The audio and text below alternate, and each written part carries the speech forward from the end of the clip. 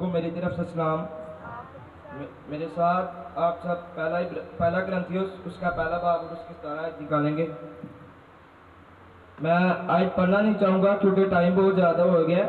اگر ہم اس باب میں سے اگر ہم سمجھنا چاہتے ہیں تو ہم ایک ٹاپک لیں گے وزڈم آف کراس، جس کا اگر وزڈم آف کراس کے متعلق سے اگر ہم بات کریں گے تو ہمارے پاس دو حکمتیں ہیں. پہلے ہے ایک دنائی حکمت اور ایک الہی حکمت. اگر ہم دنائی حکمت کے بارے میں بات کریں گے تو اگر مثال کے طور پر کسی بچے کے پاس اگر حکمت ہوگی تو وہ اسی ذریعے سے رہ کر اپنے ماں باپ کے ساتھ بات کر سکتا ہے. اگر ہم کسی ماں باپ کی ایگزامپل لے لیں تو وہ اگر وہ اچھے طریقے سے ایک دوسرے کے ساتھ انڈرسٹینڈنگ سے رہیں گے تو پھر وہ آگے اپنا گھر چلا سکتے ہیں.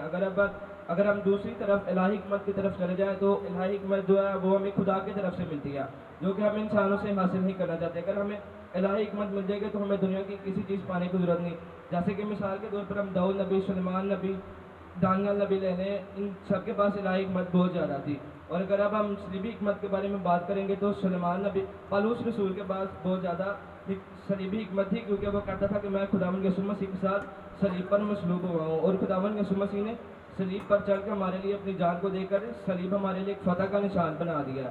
تو اس لیے پالوس رسول کے پاس داؤد نبی، دانیال نبی، ان تینوں سے زیادہ حکمت تھی کیونکہ وہ کہتا تھا کہ میں خداوند یسوع مسیح کے ساتھ صلیب پر مصلوب ہوا ہوں. تو آج اگر ہم بھی یہی چاہیں گے کہ ہمیں بھی یہ اگر الہی حکمت مل جائے، اگر ہم بھی ان تینوں کی طرح زندگی گزاریں گے تو آج ہمیں بھی الہی حکمت اگر مل جائے گی تو ہمیں دنیا کی کسی چیز حاصل کرنے کی ضرورت نہیں ہے. خداوند کے پاک کلام پر پڑھے اور سنے جانے پر خداوند کا برکت ہو، خداوند کا شکر ہو.